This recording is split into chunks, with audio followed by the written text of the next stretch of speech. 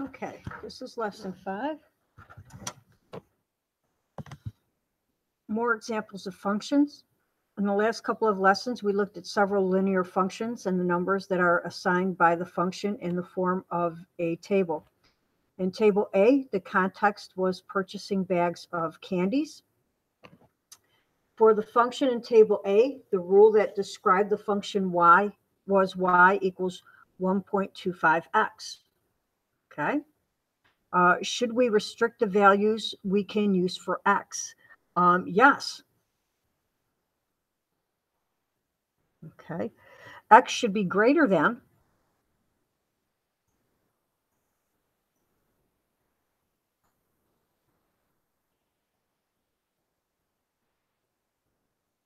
or equal to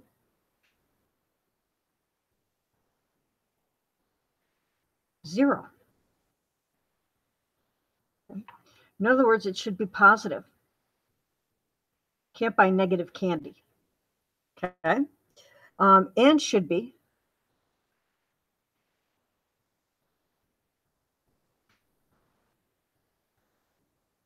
a whole number.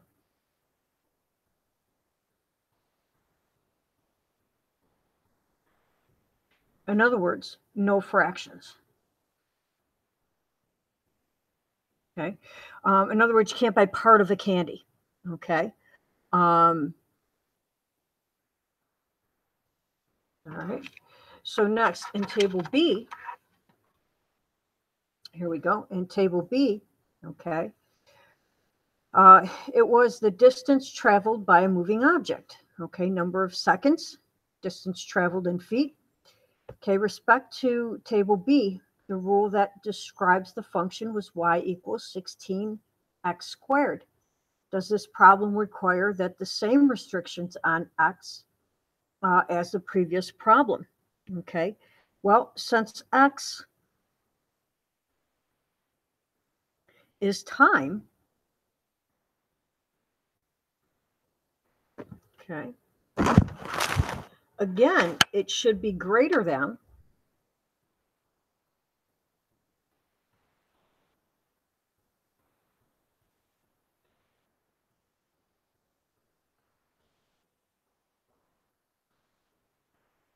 or equal to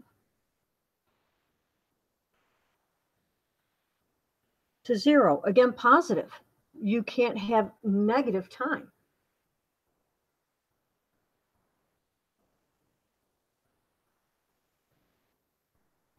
However, with this time, we can use fractions and decimals because times can be part, okay? So in other words, we can use rational numbers.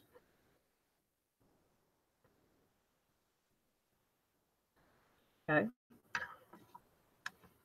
Next. Okay.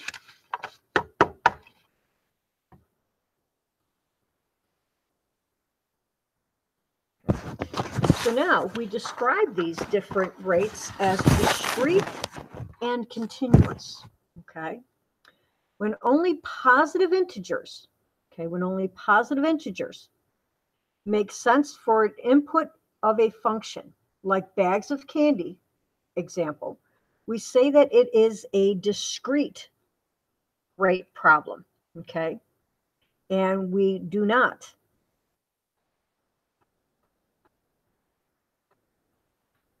connect the points.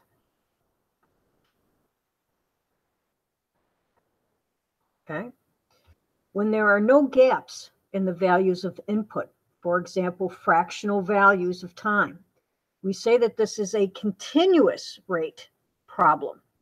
And here we connect the points.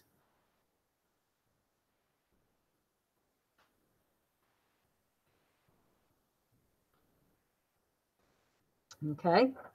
So now let's do some examples. Okay?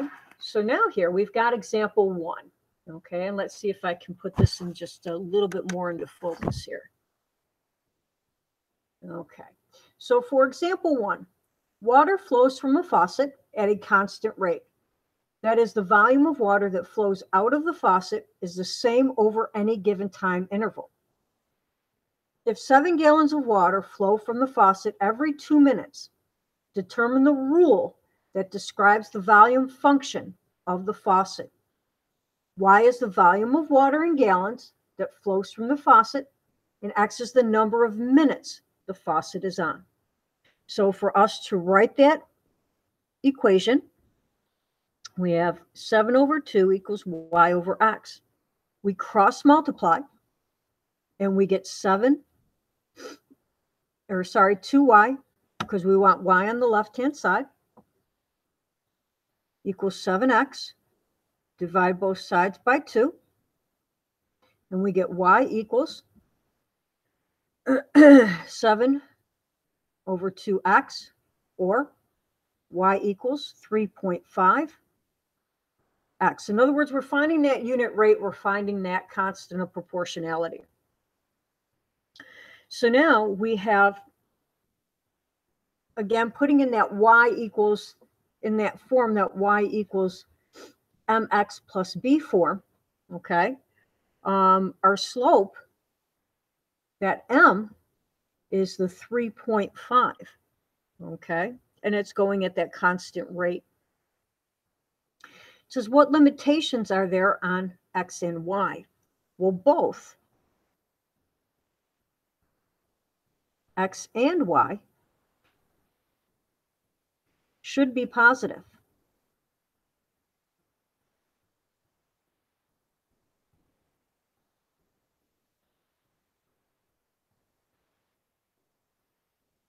Because if you think about it, when you turn on that water, okay, as soon as you turn on that water, that represents the time and the volume.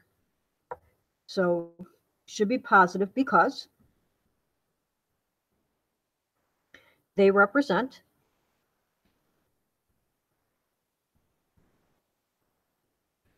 time and volume. Okay. Now, would this rate be considered discrete or continuous? Well, it would be continuous.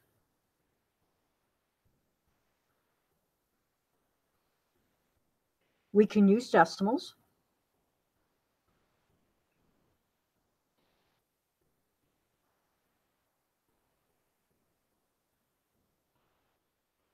And fractions.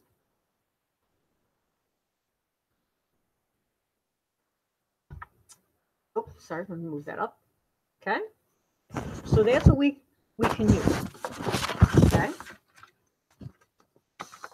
So next.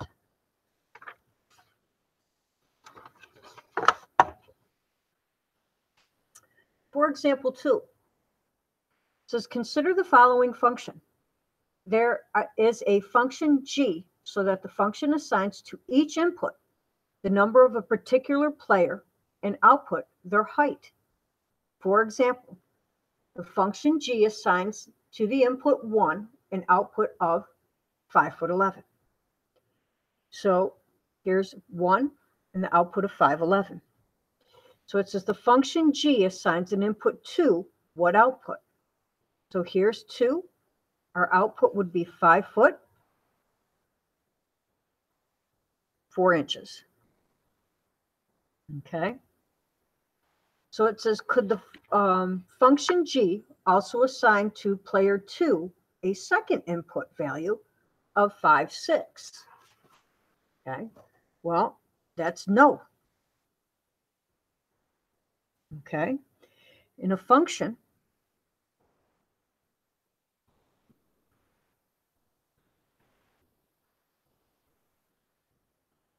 assigns height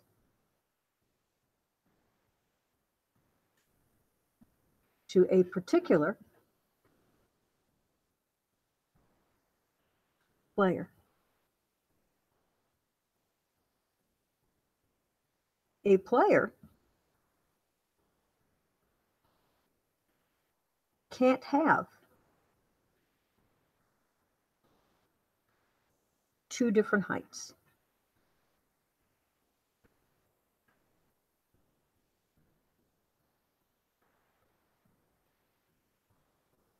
Okay. Now for C, it says, can you think of a way to describe this function using a rule? Well, of course not. There's no formula for such a function. The only way to describe the function would be to list the assignments shown in part in the table.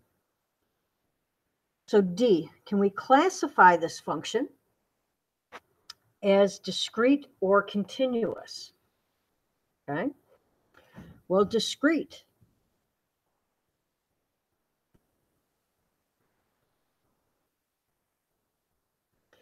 because a person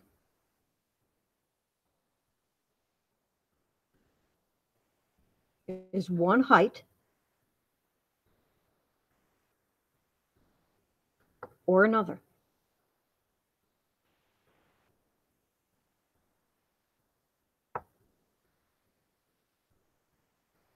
Not two heights at the same time.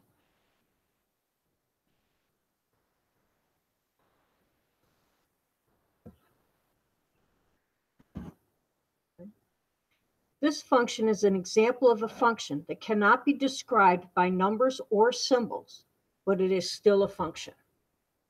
Okay? So next.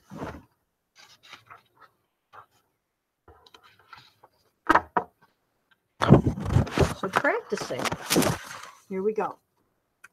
It says write a linear function that represents the number of buses needed, y, for X number of students. Well, we already have the unit rate here, okay? So that would be y equals 1 over 35, because y over x, x. Okay? If you needed to, you could solve it, okay? It would be 1 over 35, okay? And y over x, okay? Or sorry, 35 over 1, sorry. Solve it would be 35 over 1, y over x. Oh, no, I was right the first time, sorry.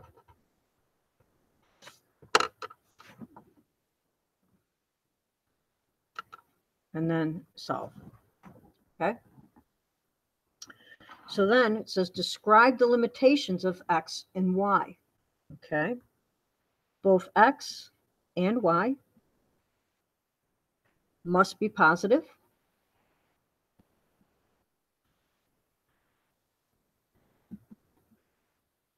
No fractions or decimals.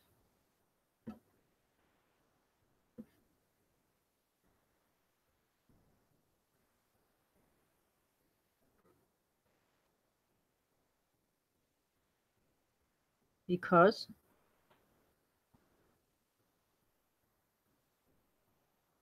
we can't have part of a student or bus. Is the rate discrete or continuous? It is discrete.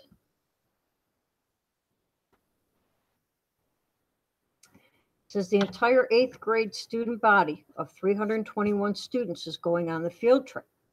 What number of buses does our function assign to 321 students? Well, y equals 1 over 35x. So y equals 1 over 35 times 321. So it equals 9.1714, and it continues on. But because we have to round up because it's part, so it would be about 9.2. So because we have to round up,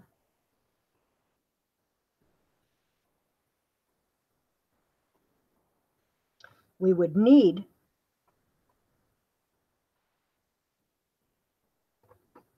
10 buses. Okay? So next.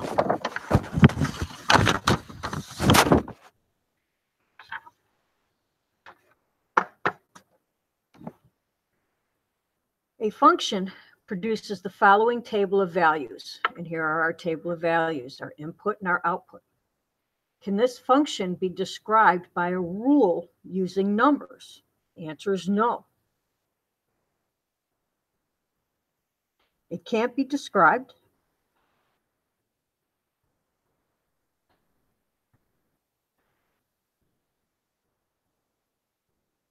by numbers or a rule.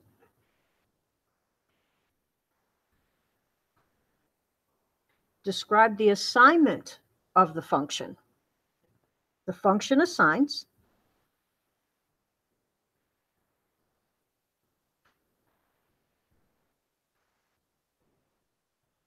to each fruit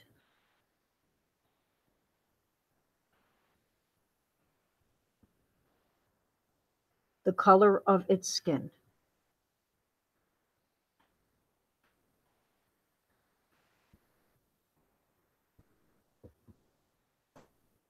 Okay. And next, it says state an input and assign the function would give to its output. Okay, so for example, okay, the input of orange has an output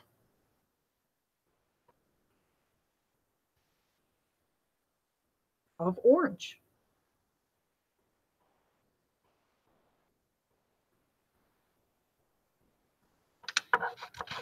And I believe this ends our lesson. Oops. Yes, it does. That ends our lesson.